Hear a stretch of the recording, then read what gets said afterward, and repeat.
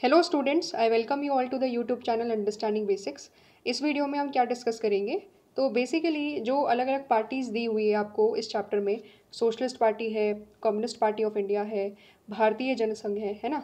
तो इन पार्टीज़ के बारे में जो इंपॉर्टेंट डिटेल्स है, इनकी आइडियोलॉजीज़ क्या है, इनमें कौन कौन से मेंबर्स थे, ठीक है, इनका कंट्रीब्यूशन क्या रहा है इंडिया की पॉलिटिक्स में, तो ये सारी चीज़ें हम कवर करेंगे। ठीक है, तो चलिए शुरू करते हैं। सबसे पहली पार्टी जो हमें अंडरस्टैंड करनी है वो है सोशलिस्ट पार्टी। तो ये आप देख रहे हो, तो ये जो है, ये बेसिकली क्या है, सोशलिस्ट पार्टी का जो सिंबल है वो ये है। मेरे हिसाब से शायद ये पीपल का पेड़ है या बरगद का पेड़, जो भी है, तो है बेसिकली एक ट्री। तो ये क्या है, इसका इलेक्शन सिंबल है। ओके, अब हम बात करते हैं सोशलिस्ट पार्टी के बारे में। तो ओरिजिन की बात करें सोशलिस्ट पार्टी की, तो वो कहाँ पे दिखाई देती है कि हमें पता है जो सोशलिस्ट पार्टी थी इनिशियली वो इंडियन नेशनल कांग्रेस का ही पार्ट थी। ठीक है, तो इतना तो हमें पता है, जब हमने चैप्टर पढ़ा तो उसमें हमने ये चीज़ें तो समझ ली थी। तो उसके बाद क्या होता है कि फॉर्म कैसे होती है, आखिरकार कैसे कांग्रेस सोशलिस्ट पार्टी एक इंडिपेंडेंट पार्टी बनती है, तो ये कब होता है? Congress socialist party was formed with in Congress in the year of 1934 by a group of young leaders who wanted a more radical and egalitarian Congress। तो एग्जिस्टेंस में कब आई? कांग्रेस के अंदर ही अगर बात करें ना, ओरिजिनली फाउंडेशन ईयर की बात करें तो ईयर कौन सा होगा? 1934। ठीक है, एग्जाम में आ सकता है तो आप टिक मार्क कर लेना अपनी एनसीईआरटीज में। तो 1934 में एग्जिस्टेंस में आती है and it comes in existence with in Congress, यानी कि कांग्रेस के अंदर ही कांग्रेस के कुछ ऐसे यंग लीडर्स जो चाह रहे थे कि कांग्रेस और ज़्यादा रेडिकल हो, कांग्रेस और ज़्यादा एगालिटेरियन बने, कांग्रेस और ज़्यादा क्या करे, इक्वालिटी की बात करे, इक्वालिटी के लिए और ज़्यादा काम करे। इस चीज़ के लिए कुछ मेंबर्स ऑफ कांग्रेस ने क्या करा, कांग्रेस के अंदर ही सोशलिस्ट पार्टी इस्टेब्लिश करी एंड 1934 में विद इन कांग्रेस ये इस्टेब्लिश करी गई। फिर उसके बाद क्या होता है, 1948 में कांग्रेस ने क्या करा, अपने कॉन्स्टिट्यूशन को अमेंड करा ताकि उसके मेंबर्स डुअल पार्टी मेंबरशिप ना रखे। मतलब ये है कि भाई जब कांग्रेस के मेंबर हो आप, लेकिन कांग्रेस के अंदर ही आप दूसरी पार्टी स्टैब्लिश कर रहे हो as a Congress social party, तो फिर 1948 में यानी आफ्टर इंडिपेंडेंस कांग्रेस ने अपने कॉन्स्टिट्यूशन में अमेंडमेंट करा। देखो यहाँ पर समझो, कॉन्स्टिट्यूशन ऐसा नहीं है कि केवल कंट्रीज़ के ही कॉन्स्टिट्यूशन होते हैं, पार्टी भी अपने कॉन्स्टिट्यूशन बनाती है। कॉन्स्टिट्यूशन में बेसिकली लिखा हुआ रहता है कि पार्टी के मेंबर्स कौन कौन बन सकते हैं, क्या क्या एलिजिबिलिटी क्राइटेरियाज है ना, पार्टी की आइडियोलॉजी क्या है, किन प्रिंसिपल्स पर पार्टी काम करेगी, ये सारी चीज़ें कॉन्स्टिट्यूशन में लिखी हुई होती है उस पार्टी की। तो कांग्रेस ने क्या करा, फिर अपने कॉन्स्टिट्यूशन में चेंज करा और ये लिख दिया कि देखो भाई, जो कांग्रेस का मेंबर है वो किसी दूसरी पार्टी का मेंबर नहीं हो सकता। तो उसके बाद क्या हुआ, इसके बाद कांग्रेस के अंदर जितनी भी अलग अलग पार्टीज एग्जिस्ट किया करती थी वो कांग्रेस से एक तरीके से बाहर निकल गई एंड उन्होंने अपने आप को एक इंडिपेंडेंट पार्टी के तौर पर स्टैब्लिश करा। तो after this particular change in the Congress constitution क्या होता है, सोशलिस्ट पार्टी फिर एक सेपरेट सोशलिस्ट पार्टी बनकर आती है, इंडिपेंडेंट पार्टी बनकर के आती है 1948 में। तो ओरिजिनली कब आई? 1934 में विद इन कांग्रेस आती है एंड एक इंडिपेंडेंट पार्टी के तौर पर आउटसाइड कांग्रेस ही कब आती है? 1948 में। समझ में आ गया, दो इंपॉर्टेंट ईयर है। तो क्या बताया गया यहाँ पर? यहाँ पर ये बताया गया कि पार्टी की जो इलेक्टोरल परफॉर्मेंस थी सोशलिस्ट पार्टी की, वो कोई बहुत ज़्यादा बड़ी बहुत ज़्यादा बेहतर परफॉर्मेंस हो ऐसा नहीं था, काफ़ी डिसअपॉइंटमेंट थी इवन दो सोशलिस्ट पार्टी का प्रेजेंस बहुत ज़्यादा था काफ़ी सारे स्टेट्स में, लेकिन फिर भी ये इलेक्टोरल सक्सेस अटेन नहीं कर पाई, बहुत ही कम एरियाज़ में ये काफ़ी कम सीटों के साथ ही जीत पाई। ठीक है, आइडियोलॉजी क्या थी आखिरकार, अब हम समझते हैं जो सोशलिस्ट पार्टी है उसकी आइडियोलॉजी क्या थी। The socialist believe in the ideology of democratic socialism. ठीक है, एग्जाम में बहुत इंपॉर्टेंट है, आ सकता है। डेमोक्रेटिक सोशलिज्म, समझ लो इस चीज़ को कि क्या है ये डेमोक्रेटिक सोशलिज्म। देखो सीधी सी बात है, डेमोक्रेसी का तो मतलब पता है कि जो सोशलिस्ट पार्टी है वो डेमोक्रेसी के रास्ते पर चलेगी। मतलब पॉलिटिक्स में क्या होगा, डेमोक्रेटिक पॉलिटिक्स के तौर पर काम करेगी। पॉलिटिकली सारे के सारे काम डेमोक्रेटिक तरीके से किया जाएगा। तो वो तो हो गया डेमोक्रेटिक। ठीक है, सोशलिज्म की जब हम बात कर रहे हैं कि डेमोक्रेटिक सोशलिज्म, सोशलिज्म देखो क्या होता है, सोशलिज्म एक ऐसी आइडियोलॉजी है जो ज़्यादा फोकस किस पर कर रही है? इक्वालिटी पर कर रही है।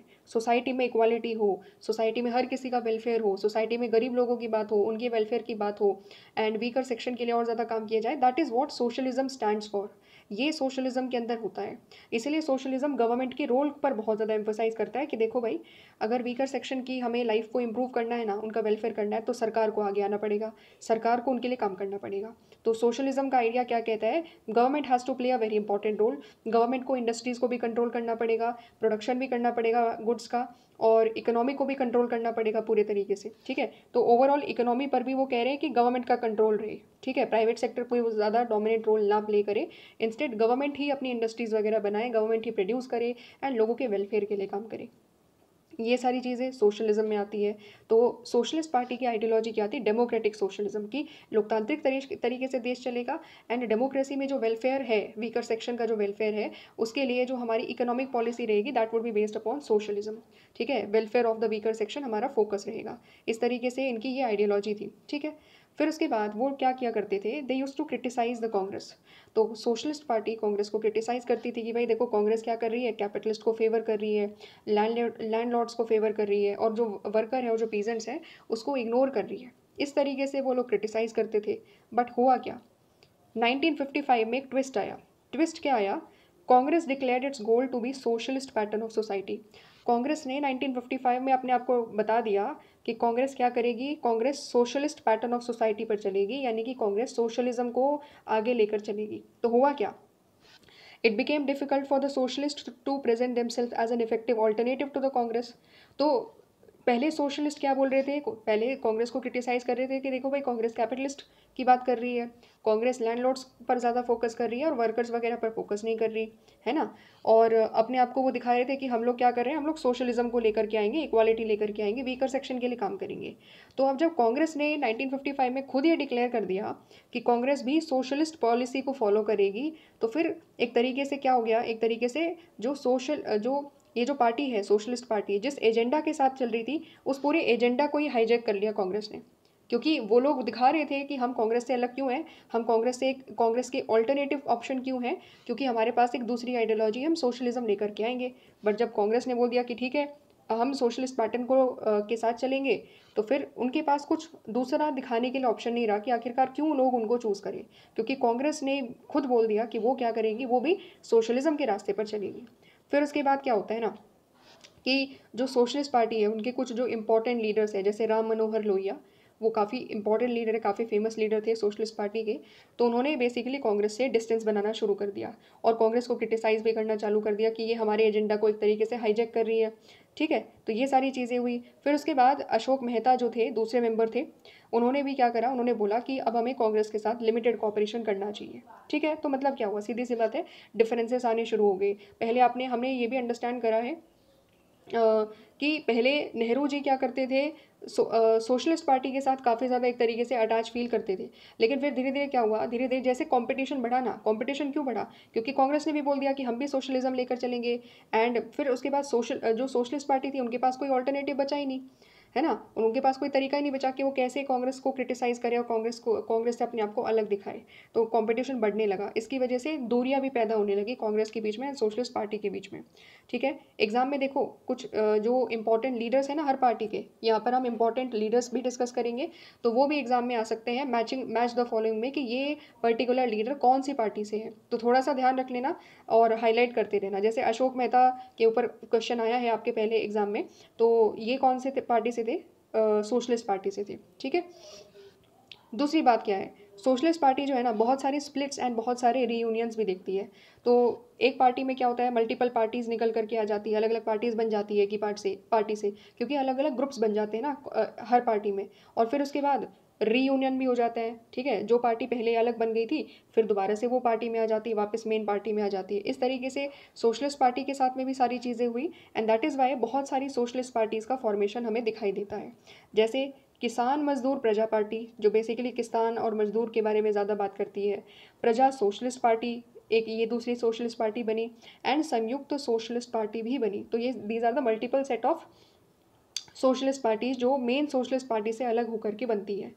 अब इम्पॉर्टेंट लीडर्स की बात करें तो जयप्रकाश नारायणन, ठीक है, जयप्रकाश नारायण भी थे, अच्युत पटवर्धन थे, Ashok Mehta, Acharya Narendra Dev, Ram Manohar Lohia, S M. Joshi, they were among the leaders, जो काफ़ी इंपॉर्टेंट लीडर्स हैं। इनके नाम 2 से 3 बार रीड कर लेना ताकि दिमाग में एक तरीके से रह जाए कि अच्छा ये सोशलिस्ट लीडर्स थे। इसके बाद अगर आज के कंटेम्परेरी इंडिया की बात करें ना, तो सोशलिस्ट पार्टी से काफ़ी सारी पार्टीज़ कहीं ना कहीं एक तरीके से उनकी जो जड़ें हैं ना, उनका जो ओरिजिन है वो सोशलिस्ट पार्टी से आता है। तो कौन सी पार्टी है भाई? समाजवादी पार्टी। आज की जो समाजवादी पार्टी है उसकी जड़ें कहाँ से आती है? सोशलिज्म से आती है। तो सोशलिस्ट पार्टी जो इंडिया की थी वो ही उसका ओरिजिन है। राष्ट्रीय जनता दल आरजेडी जो बिहार में है, सिमिलरली जनता दल यूनाइटेड है ना, साथ ही साथ जनता दल सेकुलर, ये सारी की सारी पार्टीज़ का जो ओरिजिन है वो कहाँ है? वो जो सोशलिस्ट पार्टी थी जो आज़ादी के बाद कांग्रेस से अलग होकर के आई थी 1948 में, तो इनका ओरिजिन वहाँ पर दिखाई देता है। ठीक है, तो आज भी हम देख सकते हैं क्या कि सोशलिस्ट पार्टी का जो मतलब ये चीज़ हमने पढ़ी थी कि 1950s के आसपास जो भी पार्टीज फॉर्म होती है और उनकी वजह से बहुत सारी जो आज की पार्टीज़ है वो उनका ओरिजिन कहीं ना कहीं उन पार्टीज़ में दिखाई देता है जो 1950s में है। तो वैसे ही जो आज की इतनी सारी जो मल्टीपल सेट ऑफ पार्टीज़ है ये वाली, तो उनका भी एग्जिस्टेंस कहाँ से है? सोशलिस्ट पार्टी से। ठीक है, समझ में आया? आइडियोलॉजी इंपॉर्टेंट है, देखो बार बार मैं रिपीट कर रही हूँ, कब आई एग्जिस्टेंस में, कब आई, कब कांग्रेस से अलग हुई, क्वेश्चन बन सकते हैं देखो। ठीक है, तो इसलिए अपनी बुक में अंडरलाइन कर लेना। आइडियोलॉजी क्या है, डेमोक्रेटिक सोशलिज्म का मतलब क्या है, बहुत डिटेल में समझा।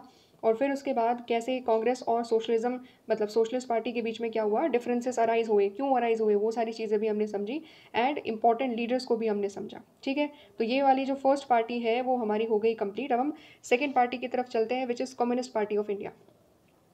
तो कम्युनिस्ट पार्टी ऑफ इंडिया का सिंबल अगर आप देखोगे तो ये है। ठीक है, सिंबल को भी एक बार दो से तीन बार देख लेना ताकि अगर सिंबल आइडेंटिफाई करने के लिए क्वेश्चन आ जाए तो आप इजीली आइडेंटिफाई कर सको।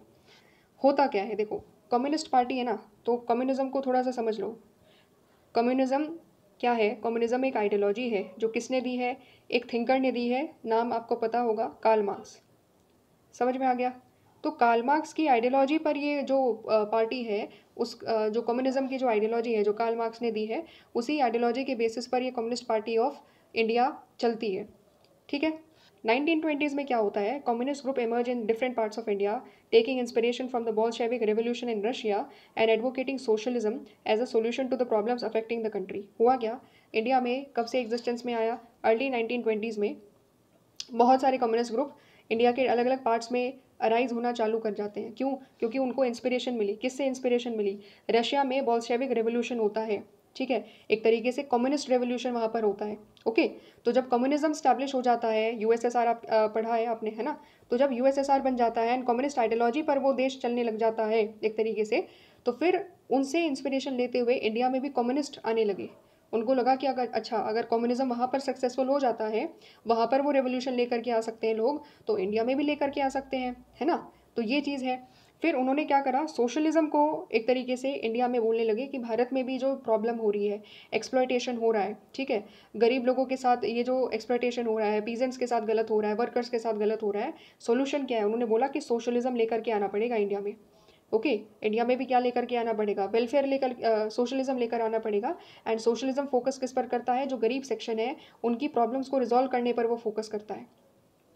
हुआ क्या फिर उसके बाद 1935 ऑनवर्ड्स जो कम्युनिस्ट थे उन्होंने बेसिकली इंडियन नेशनल कांग्रेस में रहते हुए ही काम करा। ठीक है, तो जैसे हमने पढ़ा है कि Congress was an ideological faction, तो कांग्रेस में कुछ कम्युनिस्ट भी थे जो कांग्रेस में रहते हुए ही कम्युनिस्ट की आइडियोलॉजी को मानते थे एंड उसी में रहते हुए वो लोग काम कर रहे थे। ठीक है, फिर उसके बाद क्या होता है, दिसंबर 1941 में when the communist decided to support the British in their war against Nazi Germany, एक सेकेंड, हाँ, a parting of ways took place in December 1941 when the communists decided to support the British in their war against Nazi Germany। हुआ क्या यहाँ पर देखो, internationally अगर आप देखोगे ना तो कम्युनिज्म ऐसा नहीं है कि केवल इंडिया में था, कम्युनिज्म इंटरनेशनली था, क्योंकि जब से यूएसएसआर बना था तो एक तरीके से कम्युनिज्म एक इंटरनेशनल आइडियोलॉजी बन गई थी, है ना। दो तरीके से मतलब देखो, दो डोमिनेंट आइडियोलॉजी थी, एक यूएसएसआर वाली जो कम्युनिज्म पर बात करती है, मार्क्सिज्म पर बात कर रही थी, दूसरी तरफ क्या है, यूएसए एंड जो अदर दूसरा वेस्टर्न वर्ल्ड है वो किस पर बात कर रहा है, वो फॉलो किया करते थे कैपिटलिज्म को। एंड दोनों की दोनों आइडियोलॉजी क्या है, एक तरीके से एक दूसरे को अपोजिट है।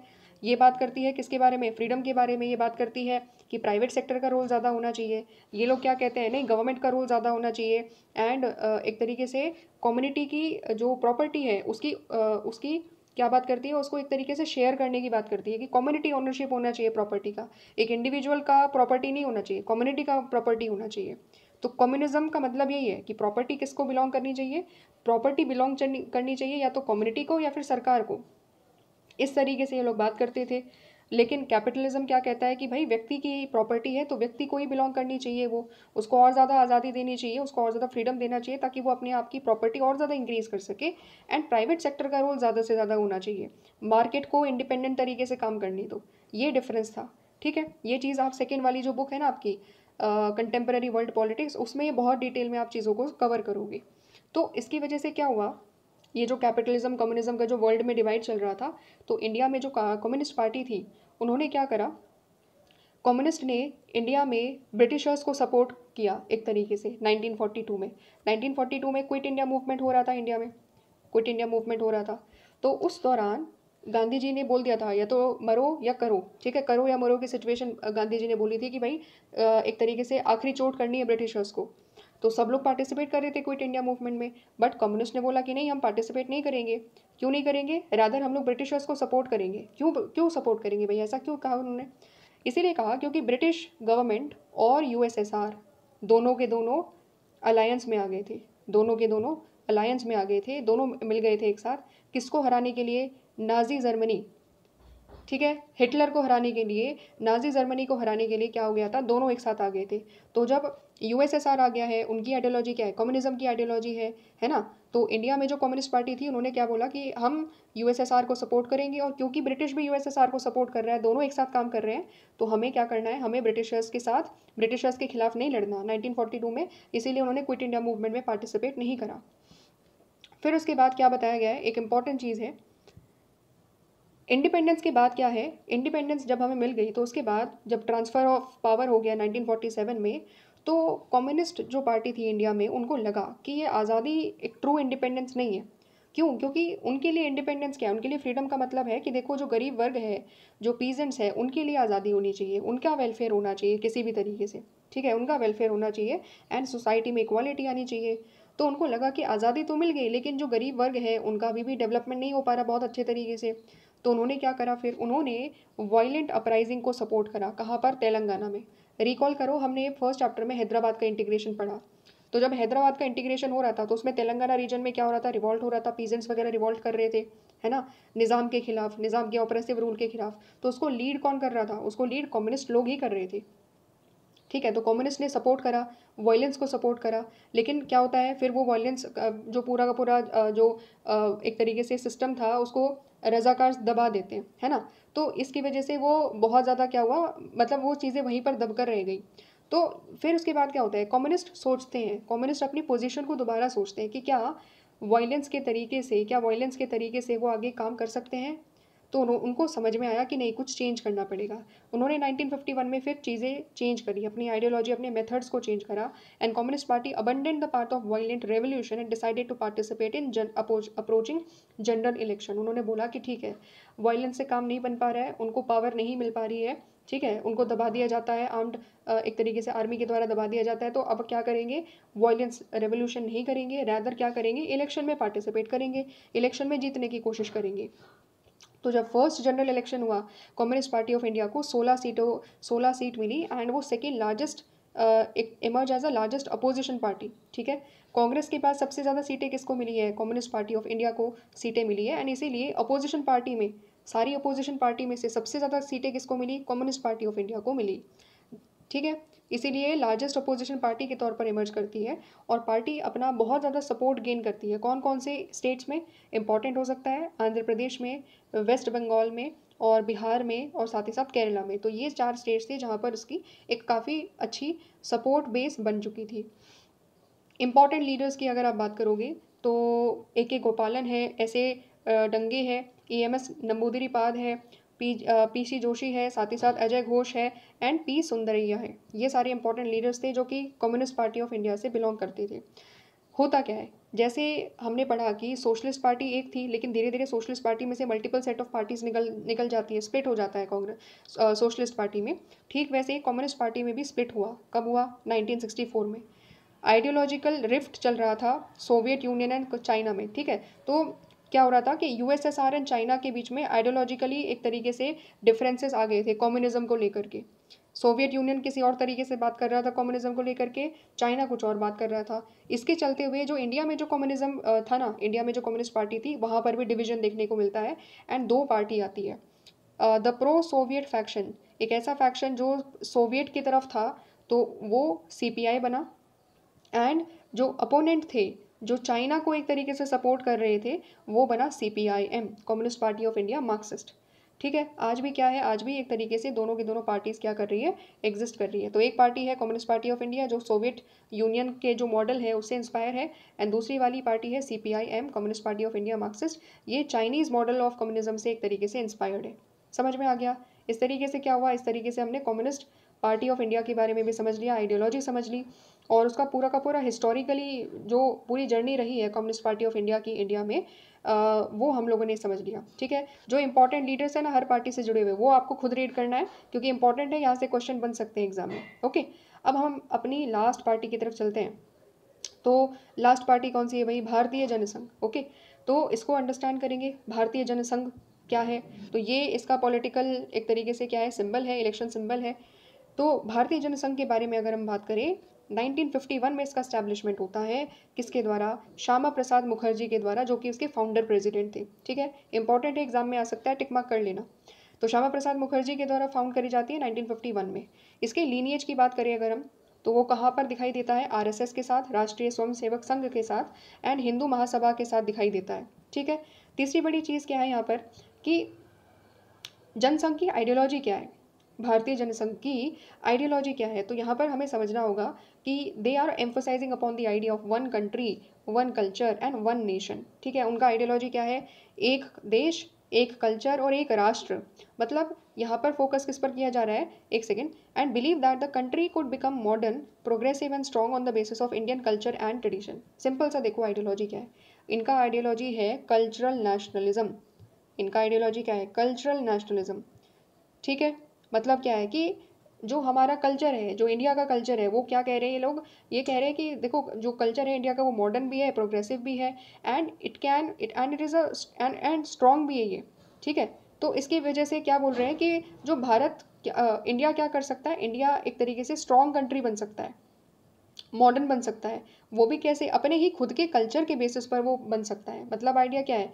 कल्चरल नेशनलिज्म को प्रमोट करना।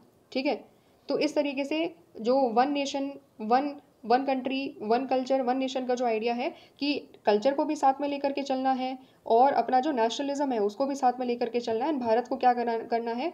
प्रोग्रेसिव बनाना है, मॉडर्न बनाना है, लेकिन कल्चर के साथ बनाना है। इंडिया का खुद के कल्चर के बेसिस पर वो भारत मॉडर्न बनना चाहिए। भारत अगर प्रोग्रेस करेगा तो हमारा मॉडल क्या रहेगा? इसका खुद का कल्चर, जो इंडिया का एंशिएंट कल्चर है, उसी के बेसिस पर भारत को डेवलप करवाएंगे। ये आइडियोलॉजी है भारतीय जनसंघ की। ठीक है, और क्या बताया हुआ है? और कुछ इंपॉर्टेंट बात है कि ये जो पार्टी थी इसने क्या करा? एजिटेशन करा कि जब इंग्लिश को एक तरीके से उन्होंने बोला कि इंग्लिश को रिप्लेस करो हिंदी के साथ एज दी ऑफिशियल लैंग्वेज, इस तरीके से भी उन्होंने बात करी। और साथ ही साथ में जो कंसेशन दिया गया था रिलीजियस और कल्चरल माइनॉरिटीज़ को, उसको भी उन्होंने क्या करा? इस पार्टी ने अपोज करा है। और क्या किया? न्यूक्लियर वेपन को, यहाँ पर स्टार्टिंग से ही पार्टी कंसिस्टेंट थी कि इंडिया को क्या करना चाहिए। जब चाइना ने अपने आप को एक एटॉमिक टेस्ट, एक तरीके से एटॉमिक पावर बना दिया, फिर उसके बाद यहाँ पर इस पर्टिकुलर पार्टी ने, भारतीय जनसंघ ने बोला कि यहाँ पर क्या होना चाहिए? न्यूक्लियर वेपन इंडिया को भी डेवलप करना चाहिए। तो स्टार्टिंग से ही ये काफ़ी ज़्यादा स्ट्रॉन्ग एडवोकेट रहे हैं इंडिया को एज ए न्यूक्लियर पावर बनाने के लिए। इसके बाद अगर आप देखोगे तो अगर इलेक्शंस की बात करें तो भारतीय जनसंघ बहुत ज़्यादा इलेक्टोरली स्टार्टिंग के इलेक्शंस में बहुत ज़्यादा सक्सेसफुल नहीं हो पाई, और जनरली कुछ कुछ सीटों पर ही, कुछ कुछ सीटें ही वो एक तरीके से गेन कर पाई। इनिशियल ईयर में उसका जो मेजर सपोर्ट है भारतीय जनसंघ का, वो कहाँ से आ रहा है? अर्बन एरियाज से आ रहा है। जो हिंदी स्पीकिंग एरियाज है, राजस्थान, मध्य प्रदेश, दिल्ली, उत्तर प्रदेश, यहाँ से आ रहा है। और आज की जो पार्टी की लीडरशिप की बात करें अगर हम, इंपॉर्टेंट लीडर जो है वो श्यामा प्रसाद मुखर्जी खुद है, जो कि प्रेसिडेंट है इस पार्टी के। साथ ही साथ में दीनदयाल उपाध्याय एंड बलराज माधोक। और आज की बात करें तो जो आज की रूलिंग पार्टी है भारतीय जनता पार्टी, वो अपने रूट की बात करें ना, उसकी जो रूट है वो कहाँ है? वो इसी पार्टी से आती है। भारतीय जनसंघ से ही फिर क्या होता है? भारतीय जनसंघ से ही रूट आता है। मतलब सारी की सारी जो भारतीय जनता पार्टी है उसका जो बेसिक लीनिएज है वो कहाँ पर है? वो भारतीय जनसंघ से निकल करके आता है। समझ में आ गया? इंपॉर्टेंट लीडर है दीनदयाल उपाध्याय के बारे में यहाँ पर इंपॉर्टेंट चीज़ें दी हुई है, तो रीड ज़रूर करिएगा, अंडरस्टैंड ज़रूर करिएगा। ठीक है, इस तरीके से सारी की सारी पार्टीज़, उनकी बेसिक आइडियोलॉजी, उनके इंपॉर्टेंट लीडर्स, ठीक है। इनको इंपॉर्टेंट लीडर्स कौन कौन से ईयर में वो फाउंड होते हैं, ईयर हो गया, लीडर हो गया, आइडियोलॉजी क्या है, इंपॉर्टेंट मेंबर्स, ये एग्ज़ाम में पूछे जा सकते हैं। तो आप इनको बार बार गो थ्रू करें ताकि चीज़ें दिमाग में बैठ जाएँ, ठीक है। इस तरीके से ये वाली टॉपिक हो जाती है कंप्लीट एंड फाइनली चैप्टर भी हो जाता है कंप्लीट। मिलेंगे नेक्स्ट वीडियो में जहाँ पर हम अपने नेक्स्ट चैप्टर को शुरू करेंगे, चैप्टर 3 को। Okay, thanks for watching.